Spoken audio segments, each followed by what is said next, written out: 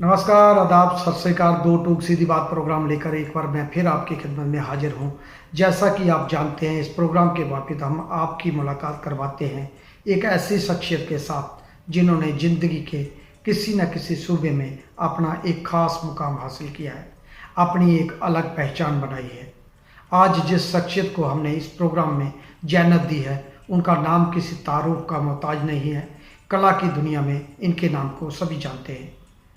आज हमारे साथ बेहद ही खास मेहमान, जाने माने छापा चित्रकार प्रशांत कंवर जी, जो दो टूक सीधी बात प्रोग्राम में हमारे स्टूडियो में विराजमान है। प्रशांत कंवर जी, आपका स्वागत है दो टूक सीधी बात प्रोग्राम में। नमस्कार। नमस्कार। प्रशांत कंवर जी, सबसे पहले आप ये बताइए कि आपका जन्म कहाँ हुआ और उस वक्त आपके पारिवारिक माहौल कला के प्रति कैसा था और किस परिस्थितियों में आपने कला को चुना? मेरा जन्म नासिक ज़िले के एक छोटे से गांव में हुआ है, जहाँ पे एक सप्तशृंगी देवी का मंदिर है, प्रसिद्ध क्षेत्र। और मेरा कला का प्रवास बचपन में ही था, मतलब करता था कुछ आर्ट वर्क। तब मुझे कला एजुकेशन के बारे में कुछ पता नहीं था। और मैं जब ये कला क्षेत्र में आया तब मैं गलती से आर्ट टीचर डिप्लोमा किया कि मैं पेंटर हो जाऊँ इस वजह से। लेकिन वहाँ पे मुझे और जानकारी मिलती गई आर्ट एजुकेशन के बारे में। आर्ट एग्जीबिशन होता है, आर्ट कॉलेजेस होते हैं, जे स्कूल ऑफ आर्ट होता है, या और अलग अलग गवर्नमेंट के या प्राइवेट कॉलेज होते हैं, अलग अलग एक्टिविटीज़ होती है। तो जैसे लोग जुड़ते गए और कला के प्रभाव में आगे आता गया। प्रशांत कंवर जी, आपकी कला की शिक्षा आपने कहाँ से ली और कौन कौन उस वक्त आपके गुरु थे जिनसे आप प्रभावित हुए, या किन महान हस्तियों का कार्य, ग्रेट आर्टिस्टों का आपको कार्य प्रभावित करता है? सबसे पहले तो मैंने मेरे तहसील के जो तो तालुका कहते हैं, वहाँ पे मैंने प्राथमिक आर्ट टीचर डिप्लोमा की कला में शिक्षण की शुरुआत की थी। उसके बाद मैंने वहाँ के मेरे एक मंजोड़े सर थे, उनसे इंस्पायर होके BFA जो बैचलर ऑफ फाइन आर्ट होता है government school of art Aurangabad Maharashtra में, वहाँ पे मैंने पढ़ाई की। वहाँ मेरे सर थे इटकिलवार सर, उनके बाद लाड सर थे, देशमुख सर थे, गडरी सर थे, कुमावत सर थे। ऐसे बहुत सारे टीचर्स थे जिनसे मैं सीखता था। और उसके बाद मैं मुंबई गया, वहाँ पे मुझे मास्टर्स के लिए जाना था, लेकिन 1 साल का गैप ना हो इसलिए मैंने वहाँ पे डिप्लोमा इन आर्ट एजुकेशन किया। वहाँ पे मेरे ही कॉलेज के जो औरंगाबाद कॉलेज के सीनियर थे, वो मुझे क्लास टीचर हुए मधुकर मुंडे जी। उनकी वजह से मैं प्रिंट मेकिंग में आया। उनका प्रिंट मेकिंग का काम भी बहुत अच्छा था और उनका जो टीचिंग था वो बहुत ही स्ट्रिक्ट था।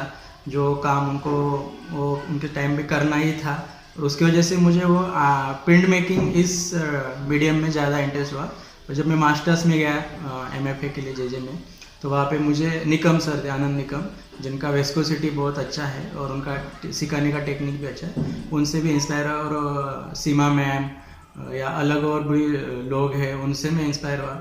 और आर्ट वर्क जो प्रिंट मेकिंग मीडिया है उसमें मैंने MFA किया। MFA करते समय जहाँ करने के बाद आप किस विषय को लेकर अपना कार्य करते हैं और कौन कौन के माध्यम व तकनीक उसमें इस्तेमाल करते हैं, जरा संक्षेप में बताइए। MFA के टाइम से ही मैं मुंबई में जैसे गया था 2015 से 16-17 से मेरा आर्ट थॉट शुरू हुआ। और मैं सोशो पॉलिटिकल इश्यूज़ पे काम करता हूँ। प्रिंट मेकिंग की टेक्निक जो उड़कट है, इचिंग है, मेरा कलर इचिंग या लोकल इंडिया ग्लो बोलते हैं उसे, तो उसमें काम किया। मैंने आयरन प्लेट पे ज़्यादा काम किया और हाँ, पे मैंने देखा भी है कुछ काम आपका आयरन प्लेट में, और ये बहुत अच्छी बात है। आप थोड़ा लीक से हट के भी आपने एक्सपेरिमेंट किए। और मेरा कंपोजिशन भी थोड़ा सिंप्लीफिकेशन होता है, और जो चौकट तोड़ के कैसे डिस्प्ले करना है वो भी मैं थोड़ा सोचता हूँ। और मेरे काम का कॉन्सेप्ट में वर्ड्स, जो हम कहावतें कहते हैं, तो इंग्लिश हो, मराठी हो, हिंदी हो या कोई भी हो, या दो वर्ड्स को मिक्स करके एक विजुअल इफेक्ट कैसा तैयार होगा। और विजुअल इफेक्ट को मैं वो सोशो या पॉलिटिकल इशू के साथ या एनवायरमेंटल इशू के साथ कैसे जोड़ता हूँ, वो उसमें मैं कंक्लूड करता हूँ और वो विजुअल सामने उभर के आता है। जब आप मेरा वर्क देखोगे, जैसे मैंने टाइटल दिया था कुछ, गधे को भी बाप बनाना पड़ता है, तो ये सोशो पॉलिटिकल पे सटायर था, या पॉलिटिकल स्पीच या फेक स्पीच या सर कलम है, इंडियन लेडी है, या ऐसे बहुत सारे, या मंग की बात एक मैंने किया था आर्ट वर्क 3 बंदरों को लेके, जो गांधी जी ने बताया था कि बुरा मत सुनो, बुरा मत बोलो, बुरा मत देखो। तो मैं उसके उल्टा ही लिया था कि बंदरों का तो सिचुएशन नहीं होता, या वो उसको इंसान के साथ ही बोला कि वो हर इंसान की मन की बात होती है, इसलिए मैंने उसको मंग की बात ना करके मन की बात बताई कि मन में है वही चीज़ें तो करना चाहता है, और वही बंदरों के फॉर्म के द्वारा मैंने वो मंग की बात बताई थी।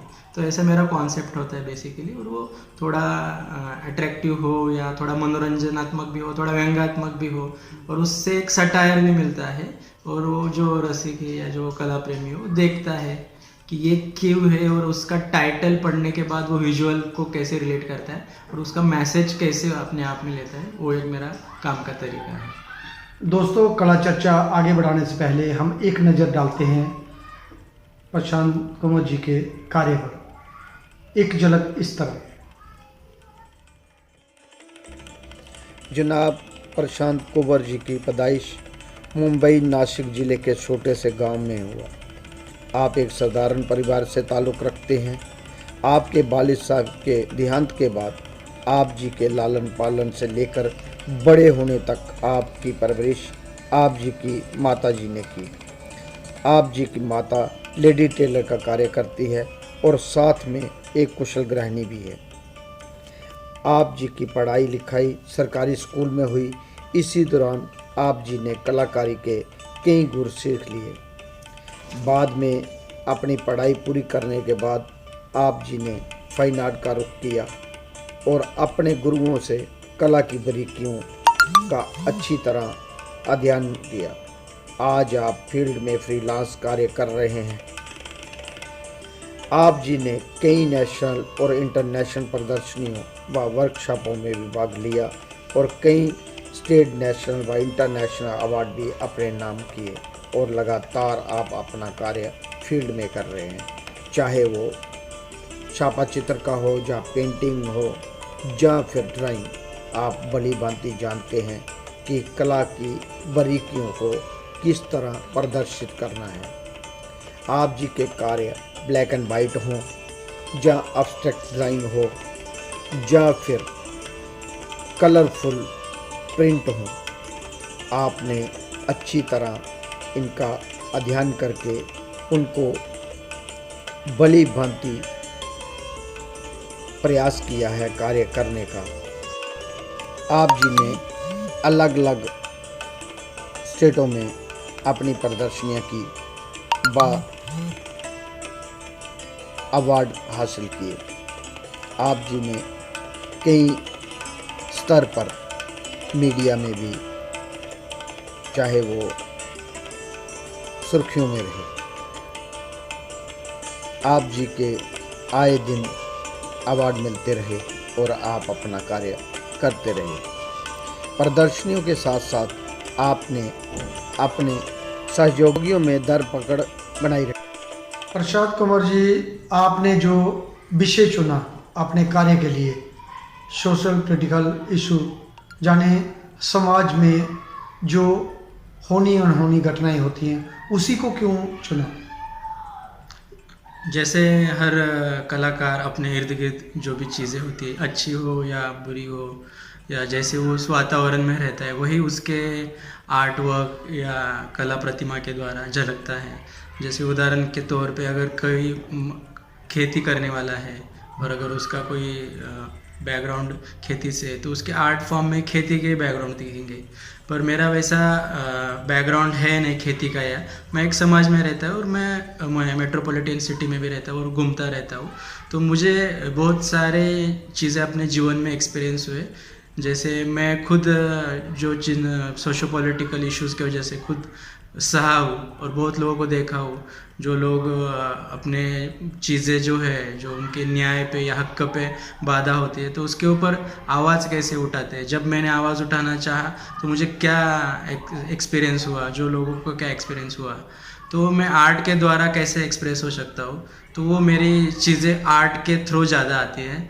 जैसे मेरा एक उदाहरण देता हूँ। जब मैं स्टूडेंट था जे स्कूल ऑफ आर्ट में, और मैं मुंबई इतना महंगा सिटी है जहाँ पे मैं रूम लेके सर्वाइव नहीं कर सकता, खाना ऊपर से कॉलेज और ट्रैवलिंग वो सब रश में, तो मुझे हॉस्टल ही एक पर्याय था। तो वो हॉस्टल में मुझे एडमिशन नहीं मिल रहा था, और वहाँ पे जगह होने के कारण भी उनका जो पॉलिटिकल, उनका इंटरनल पॉलिटिकल हो या जो भी करप्शन हो, उसके वजह से मेरे जैसे भी बहुत सारे बच्चे थे जो स्टूडेंट थे जो पढ़ना चाहते हैं, लेकिन वो सिटी में नहीं रह सकते। तो उनके लिए जो आधार स्तंभ है हॉस्टल्स गवर्नमेंट का, तो वहाँ पे सीट मिलाने के लिए मुझे महाराष्ट्र गवर्नमेंट के मिनिस्ट्री में जाना पड़ा। वहाँ के मंत्रियों से बात करने के बाद भी मुझे एडमिशन नहीं मिला। फिर मैंने आंदोलन किया वहाँ पे ऑफिस में जाके, फिर तब जाके हमें 50 लोगों में से 10 लोगों को सीट मिला। तब ये सिचुएशन में उसी टाइम फेस करा था, और मेरे आर्ट वर्क में भी वो सोशो पॉलिटिकल इम्पैक्ट आ रहा था। अब वही देखने को मिल रहा था। और हाँ। आप आसपास में जो भी और भी घटनाएं घटती थी, हाँ, जैसे कहीं पे रेप हो जा रहा है, तो वो मुझे चीज़ें बहुत अलग लगी। कहीं पे किसान आत्महत्या कर रहा है, कहीं पे बहुत माइंड में एक रहती है चीजें, पॉल्यूशन हो रहा है, कहीं पे करप्शन हो रहा है। मतलब ये चीज़ें जो है एक दूसरे से इंटर कनेक्ट है, और इन चीज़ों के ऊपर आर्ट में बहुत सारे आर्टिस्ट काम तो कर रहे हैं, लेकिन रिएक्ट नहीं हो रहे, या बोल्डली रिएक्ट नहीं हो रहे, या बहुत सारे आगे नहीं आता, बोलता नहीं है। हाँ, और इसको आर्ट वर्क भी आर्ट गैलरी में करता नहीं। एक ललित कला एकेडमी दिल्ली में मैंने शो किया, तो वहाँ पे मैंने प्रिंट मेकिंग मेरा सोशो पॉलिटिकल का सीरीज़ लगाया था। तो वहाँ पे मुझे एक एक्सपीरियंस हुआ कि वहाँ यहाँ के जो लोग हैं, यहाँ के जो स्टूडेंट हैं, तो मुझे बोल रहे थे कि यहाँ पे इतना बोल्ड काम नहीं चलता है, अगर कर दोगे तो यहाँ पे टीचर्स या यहाँ का एनवायरनमेंट ही आपको दबा देगा। तो एक मुझे अच्छा लगता है कि जो महाराष्ट्र में मुंबई है, तो वो जो वहाँ पे भी बोलते थे, लेकिन वहाँ पे एक फ्रीडम है कि आप आपका एक्सप्रेशन अच्छे से रखो, और आपका जो भी कुछ है बात, वो आप आर्ट के थ्रू रख सकते हो। ये न्यूड पेंटिंग हो, या सोशो पॉलिटिकल एस्पेक्ट हो, या इन्वायरमेंट हो, या जो भी आपकी बात तथ्यात्मक है, वो आप रख सकते हो आर्ट के थ्रू। हाँ, अपनी बात रखना आपका राइट है, जन्मसिद्ध अधिकार है, वो रखना चाहिए, उसको दबा के नहीं रखना चाहिए।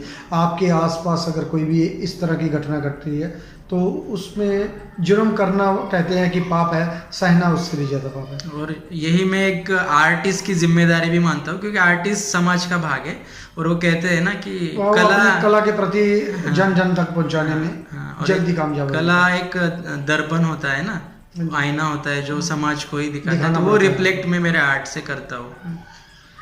प्रशांत कुंवर जी, अब तक आपने कौन कौन सी उपलब्धियां हासिल की, जैसे स्कॉलरशिप, फेलोशिप, या किन किन सरकारी व गैर सरकारी संस्थाओं में आपका कार्य लगा हुआ है, जरा उसके बारे में संक्षेप में बताइए। भारत में बहुत जगह, मतलब मेट्रोपॉलिटन सिटी हो या नॉर्मल सिटी हो या ग्रामीण हो, तो वहाँ पे एग्जीबिशंस भी हुए। एक सोलो एग्जीबिशन मैंने औरंगाबाद में किया था, और औरंगाबाद से ही मुझे कॉलेज से गवर्नमेंट अवार्ड भी मिला था, कॉलेज के जो कॉन्सलेशन अवार्ड है। मैंने 2 साल यूथ फेस्टिवल में गोल्ड मेडल मिला है, नेशनल लेवल का, स्टेट का भी मिला था, ब्रॉन्ज मेडल, ये सब प्रकारों में मुझे मिले थे। First prize, second, third, fourth consolation. Government of Maharashtra का जो माननीय, मतलब मान का उच्च प्राइज़ होता है स्टूडेंट कैटेगरी का, वो भी मुझे 3rd अवार्ड मिला था। उसके बाद बॉम्बे आर्ट सोसाइटी का स्टूडेंट कैटेगरी का 1st अवार्ड था प्रिंट मेकिंग के लिए। ललित कला एकेडमी का 2019-20 का चेन्नई रीजनल सेंटर का स्कॉलरशिप अवार्ड था, और Rabindranath Tagore art and literature का है, और ऐसे बहुत सारे नेशनल इंटरनेशनल लेवल। बिनाले में भी मेरा एरवान बिनाले में भी पार्टिसिपेशन रहा है, और बहुत जगह पे एग्जीबिशन भी शुरू है, काम शुरू है। और महाराष्ट्र से, पूरे महाराष्ट्र से 2004 से अब तक जो नेट का एग्ज़ाम होता है, नेट, उसमें मैं नेट विथ JRF जो जूनियर रिसर्च फेलोशिप कहते हैं, वो पूरा अकेला ही जो मैं हूँ अब तक का, उसने JRF निकाला हुआ है पूरे महाराष्ट्र में। बहुत अच्छी बात आपने बताई कि आपने पूरे महाराष्ट्र में एक अकेले व्यक्ति है जो अब तक इन उपलब्धियों को हासिल कर पा रहे हैं। प्रशांत कुंवर जी, आपने हाल ही में ललित कला एकेडमी रिसर्च ग्रांट आपको मिला, और आपने चेन्नई में सेंटर को चुना और वहीं से किया, और अभी आप कई सारी जगह भ्रमण कर रहे हैं। रिसर्च गड़ी ग्रांट में जो आपको दिक्कतें आई, जहाँ और क्या क्या असुविधाएं या सुविधाएं होनी चाहिए जिसको और बेटर बनाया जा सके, आने वाली पीढ़ी को, जिससे फ़ायदा मिल सके? मुझे 2019-20 का ललित कला अकेडमी का रिसर्च ग्रांट मिला था प्रिंट मेकिंग में, और वहाँ पे जाने के बाद ही हमें रहने की बहुत बड़ी समस्या हुई। वहाँ पे तो हमें 10,000 ही था, अभी इस साल जो बढ़ गया है, पर 10,000 या 20,000 में तो होता ही नहीं कुछ। पैसे का बात तो प्रॉब्लम तो है ही अभी भी, लेकिन रहने का एक मुझे लगता है कि ललित कला एकेडमी ने वहाँ पे लड़कियों के लिए या जो लेडीज़ स्कॉलर है या जेंट्स स्कॉलर है उनके लिए जो बाहर से आते हैं वहाँ पे एक हॉस्टल करना चाहिए या उनकी एक रहने की व्यवस्था करनी चाहिए, जो इतने दूर से वहाँ पे आते हैं। और जो मैंने वहाँ पे एक्सपीरियंस किया कि मुझे 1.5 महीने तक रूम नहीं मिल रहा था, लैंग्वेज का भी प्रॉब्लम था, और बहुत सा अविश्वास होता है बाहर से आए हुए लोगों के ऊपर कि रूम दे या ना दे, बैचलर से या कुछ करेंगे या नहीं। बहुत बड़ी बात कही आपने। जब मैं आया था तब मैं भी जम्मू कश्मीर से था, तो ये फेस करनी पड़ती है बहुत सारे स्टूडेंटों को, जहाँ मैं देखता हूँ उनको भी ये फेस करनी पड़ती है। ये बहुत बढ़िया बात आपने कही। भारत सरकार को इन चीज़ों पे ध्यान देना चाहिए। यस, और कम से कम आप रहने की व्यवस्था, अगर आप रीजनल सेंटर दे रहे हैं तो रहने की व्यवस्था अपने तो कम से कम करनी चाहिए। मटेरियल के बारे में तो मैं बात नहीं करूँगा, क्योंकि मटेरियल तो देंगे या ना देंगे, वो तो आप पैसे तो दे रहे हैं, उसमें से खरीदेंगे ही बच्चे। लेकिन रहने की व्यवस्था हो और वहाँ पे उन्हें अच्छे से ट्रीट किया जाए, उन्हें अपना ही एक सदस्य समझा जाए, ये भी मैं एक बात कहूँगा। क्योंकि लैंग्वेज का मुझे चेन्नई में स्पेशली बहुत बैरियर लगा, क्योंकि हिंदी भाषिक का बहुत वहाँ पे मैं स्पष्ट कहूँगा कि विरोध है। और जो भी एक रीजनल होता है, जैसे आर्ट वर्क तो करते हैं सभी लोग, लेकिन रीजनल बैरियर का भी एक प्रभाव होता है जो हमें वो एक्सेप्ट करते नहीं है। अगर आप वहाँ पे हमारी कुछ सुविधा कर दे रहने की या कुछ स्टूडियो की अच्छी सी, जो मटेरियल के बारे में है या जो भी चीज़ें आपकी तरफ से होती है, तो स्कॉलर भी बहुत अच्छा काम करेगा, अच्छे से रहेगा। और जो भी उसे अतिरिक्त भार होता है ना, टेंशन होता है, रूम घर पे जाना, ट्रैवलिंग के लिए बहुत प्रॉब्लम होता था, तो ट्रैवलिंग के लिए तो हमने तो साइकिल भी खरीदा था कि हमारा पैसा बच जाए, मेज़ भी नहीं लगाता था, हम खुद ही घर पे बनाते थे। तो ऐसे प्रॉब्लम बहुत होते थे, तो वो भी खाने का रहने का थोड़ा दिक्कत रहता है जहाँ भी नई जगह जाओ। हाँ, और एक स्टूडियो को जो टाइम मिलता है उस टाइम में मंथ में 2 काम करने पड़ते, तो वो काम भी अच्छे निकले, इसलिए वो टाइम भी बहुत ज़रूरी है। टाइम इज़ मनी बोलते हैं ना, तो उस तरीके से मैं बोलूँगा कि वो चीज़ें होनी चाहिए डेवलप। हाँ, जो भी सरकार आती है, जहाँ मिनिस्ट्री ऑफ कल्चर में लोग रहते हैं, जहाँ ललित कला अकेडमी में लोग रहते हैं, अगर इन चीज़ों पे थोड़ा और ध्यान दें तो मुझे लगता है कि कलाकार जो बनने के लिए आते हैं, जहाँ जो रिसर्च गढ़ी ग्रांट के लिए या दूसरी सुविधाएं वहाँ कमियां हैं, वो आगे से पूरी होंगी, हम उम्मीद करते हैं इस सरकार में। प्रशांत कुंवर जी, जो हमारे दूर दराज देश में अलग अलग जगहों पे कलाकार रहते हैं, उनको आर्ट फील्ड में आने के लिए किन किन तैयारियों की ज़रूरत पड़ती है, जहाँ क्या क्या उनको कार्य करना चाहिए जो कला फील्ड में टिके रहे? बेसिकली आर्ट एजुकेशन लेने से पहले या आर्ट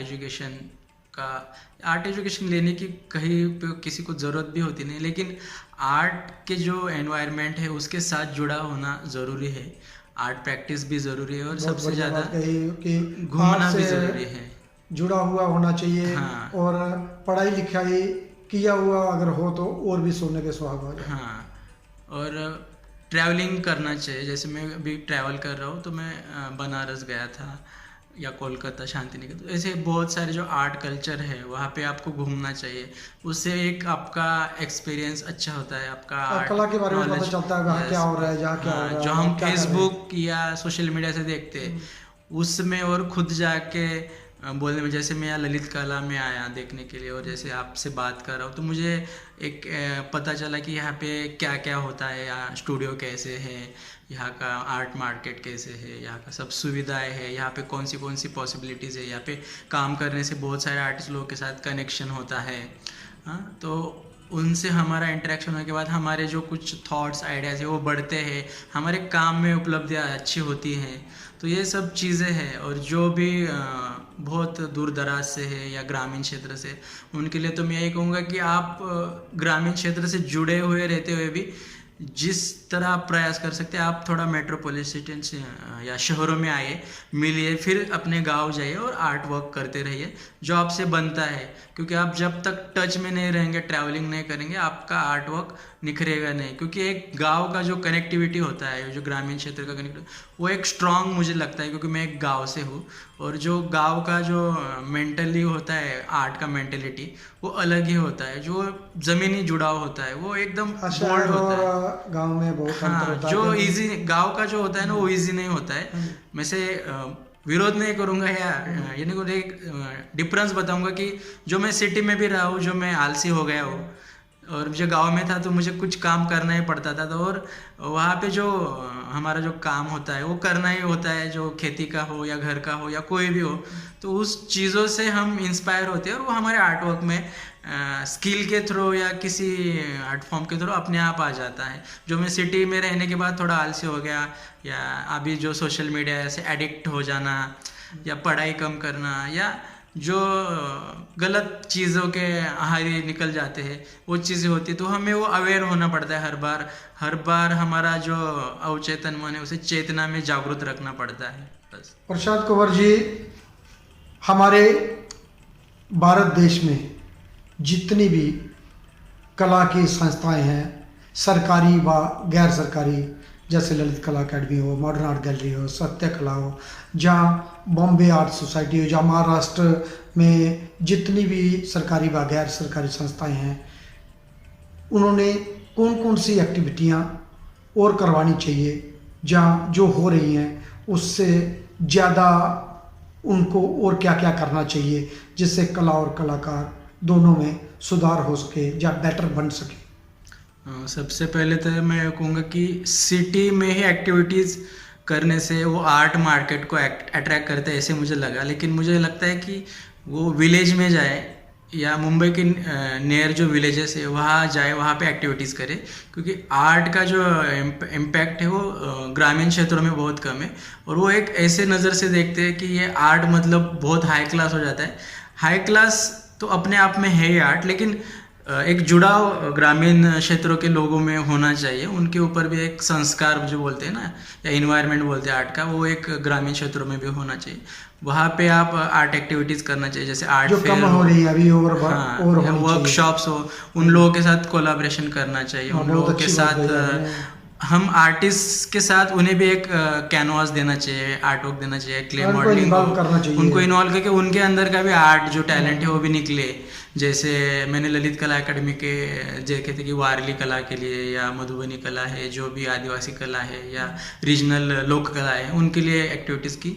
तो महाराष्ट्र में बेसिकली कहूँगा कि वहाँ की बहुत बहुत अलग अलग परंपराएं हैं, अलग अलग कल्चर है जो रीजनल है। तो वहाँ पे उन लोगों को भी ग्रामीण क्षेत्रों में प्रशांत कुंवर जी, जितनी भी संस्थाएं हैं, जहाँ तो कंटेम्प्रेरी आर्टिस्ट के लिए हैं, जहाँ फिर क्राफ्ट के लिए। yes. जो क्राफ्ट की संस्थाएं हैं वो क्राफ्ट का काम करें, और जो कंटेम्प्रेरी आर्टिस्ट के लिए बनी है, अगर वो कंटेम्प्रेरी आर्टिस्ट का करे तो मुझे लगता है ज़्यादा फायदा होगा। yes. और जो उभरते अभी मेरे जैसे युवा आर्टिस्ट है, वो युवा कलाकार है, उन्हें अभी थोड़ा बहुत से गैलरीज या प्राइवेट गैलरीज मौका दे रहे हैं। वैसे सभी कलाकारों को भी देखना चाहिए कि कहाँ पे कौन सा एक्टिविटीज़ हो रहा है, अपडेट रहना चाहिए। सभी टीचरों के साथ, गैलरीज के साथ बातें करना चाहिए, काम भेजना चाहिए, अपना काम शेयर करने चाहिए। yes. और टॉक करना चाहिए, टॉक शो, सीनियर्स आर्टिस्ट के साथ फेसबुक हो या इंस्टा हो या जो भी कुछ हो, सभी माध्यमों के साथ जुड़ा होना चाहिए।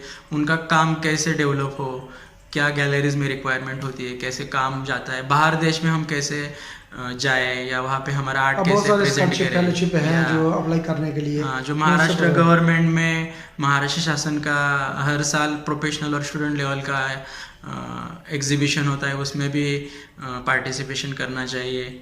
बहुत सारे महाराष्ट्र में एक्टिविटीज़ होती है, पर वो ग्रामीण क्षेत्र में, तो स्पेशली ग्रामीण क्षेत्र से हूँ, तो मैं ग्रामीण क्षेत्र के लोगों के लिए करूँगा कि उन लोगों को भी आप देखिए, उनको भी थोड़ा ऊपर उठाइए। जो एस्टेब्लिश है उन लोगों को आप थोड़ा सा कम ये कीजिए, और जो आएंगे प्रोत्साहन दीजिए, फिर वो भी लोग ज़्यादा आएंगे और आपसे जुड़ेंगे, और आगे के लोगों को मैसेज जाएगा कि नहीं, ये ग्रामीण लोगों के साथ भी न्यायपूर्ण बातें होती है, क्योंकि एक पर्टिकुलर जो आर्टिस्ट है वो एस्टेब्लिश है, उनके लिए ही नहीं है। जैसे सबसे बड़ी गैलरी है जहांगीर आर्ट गैलरी। भारत सरकार से क्या उम्मीद रखते हैं आपकी महाराष्ट्र में, और क्या होना चाहिए कलाकारों की सुविधा के लिए? भारत सरकार से तो मैं ये कहूँगा कि जो बातें चल रही थी पिछली बार की महाराष्ट्र में ललित कला एकेडमी आए, जो पूरे केंद्र बन रहा था, पूर्वी भारत में है, दिल्ली से लेके चेन्नई तक, पर जो महाराष्ट्र में जो सबसे पुराना मतलब आर्ट है, मतलब जो जे स्कूल ऑफ आर्ट के नाम से हम मातृ संस्था कह सकते, जो आर्ट का पूरा महाराष्ट्र में उन्होंने आर्ट का डेवलपमेंट किया। तो मुंबई हो या अभी पुणे में बात चल रही थी ललित कला है, तो मुझे लगता है कि महाराष्ट्र में कहीं पे भी आर्ट का एक ललित कला का सेंट्रल गवर्नमेंट का एक प्रोग्राम हो, रीजनल सेंटर हो, जहाँ पे महाराष्ट्र से, गुजरात से, एमपी से, या केरला हो, गोवा हो, या कर्नाटका हो, जो भी कुछ रीजनल सेंटर हो, वो जुड़े, वहाँ पे सभी को मौका मिले, और ज़्यादा से ज़्यादा स्कॉलरों को मिले, या एक ही रीजनल सेंटर में 10 नहीं तो आप 50 लोगों को चांस दीजिए, और जो भी आप ज़्यादा लोगों को चांस देंगे तो उन ज़्यादा लोगों को फ़ायदा भी होगा, और आर्ट में उनका योगदान होगा, और समाज में भी अच्छा मैसेज जाएगा कि जो ग्रामीण क्षेत्र से, जैसे मैं ग्रामीण क्षेत्र से स्कॉलरशिप लेने वाला मेरे गांव से पहला ही था कि नेशनल लेवल का या भारत सरकार का स्कॉलरशिप पूरे गांव से मैंने आर्ट में लिया, और मैं चेन्नई गया। हाँ, तो वो भी एक गर्व की बात होती गांव वालों के लिए कि अरे वाह, कोई तो हमारे यहाँ से वहाँ गया है। तो जो भी आर्ट करने वाले होते हैं, जो भी वो इंस्पायर होते हैं हमसे कि हाँ, ये हम इस फील्ड में जा सकते हैं। जैसे मैंने सुना था कि बहुत सारे लोग डरते हैं आर्ट में आने के लिए कि अरे उसमें तो क्या है, क्या हो जाएगा, कहाँ पेंटिंग बिकेगा, लेकिन ये फील्ड आर्ट का ही नहीं तो हर कुछ बेचना ही नहीं होता। यस, तो आपको जीना भी है आर्ट के, समाज के लिए भी कुछ कार्य करना। और ये आर्ट फील्ड के लिए लागू नहीं होता, तो ये अभी हर फील्ड में है। जब तक आप मतलब मराठी में कहावत है कि थांबला तो संपला, मीन्स जो रुक गया वो खत्म हो गया, तो रुकना नहीं है, करते रहना है, आपको आपका मिलेगा। आखिरी सवाल, यस, जो आने वाली युवा पीढ़ी है उसके लिए क्या संदेश देंगे कि अपने कला के माध्यम से? आप नई पीढ़ी के लिए मैं बोलूँगा कि आप काम करते जाएं, किसी से भी मत डरिए, और अपना काम प्रामाणिकता से अपने आत्मा से कीजिए, और आपका काम ही आपको आगे लेके जाएगा। किसी की बात आप सुन लीजिए, उसे इग्नोर नहीं कीजिए, उसे आप अपने काम में कैसे डेवलप करेंगे, आपको नेगेटिव पॉजिटिव सभी अप्रोच आएंगे, और जो कुछ भी उपलब्धि आपको मिल जाएगी तो उससे खुश होइए, लेकिन उससे ज़्यादा भी इतना खुश मत होइए कि आपने सब हासिल कर लिया। आप उसके आगे और कैसे जाएंगे, क्योंकि ये ज़िंदगी बहुत बड़ी है, और उस बड़ी ज़िंदगी में आप क्या क्या करेंगे आपको पता नहीं। और जैसे माइकल एंजेलो का उदाहरण दूंगा, जो 91 ईयर के होने के बाद भी उन्हें लगता था कि और मुझे 1000 साल ज़िंदगी होती तो मैं कितने शिल्प और चित्र करता।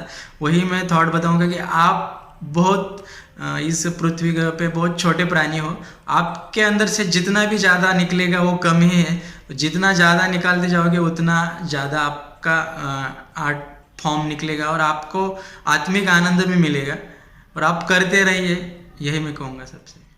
प्रशांत कुंवर जी, एक आखिरी सवाल, कला के अतिरिक्त और कौन कौन सी ऐसी विधाएं हैं या एक्टिविटी हैं जो आपको बाती हैं, जो आप करते हैं?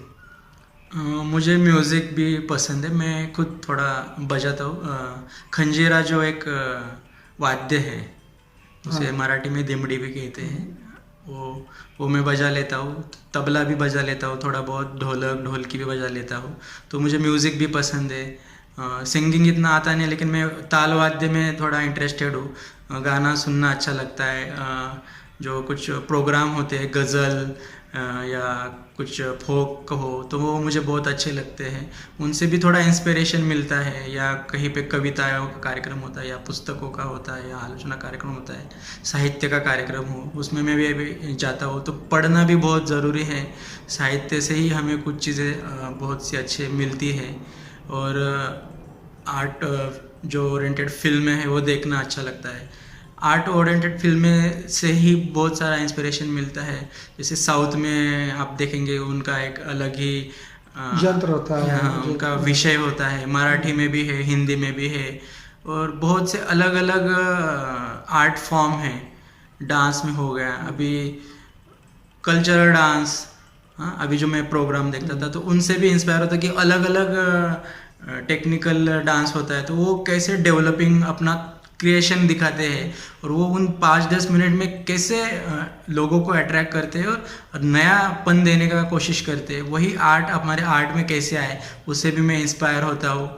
और बहुत सारे जो मेरे रीजनल के प्रोग्राम है, एक भौड़ा करके जो मास्क बना के राम, सीता, रावण, हाँ, बहुत सारे वो एक ग्रामीण देवताएं होते हैं, उनके ऊपर वो एक संबल करके वाद्य होता है, या उसे लाइट पूरे गांव की बंद करके वो आग का क्या बोलते हैं, टेम्बा बोलते हैं मराठी में, तो वो लेके वो प्रोग्राम करते। तो वो एक अलग ही इंस्पिरेशन था बचपन से ही।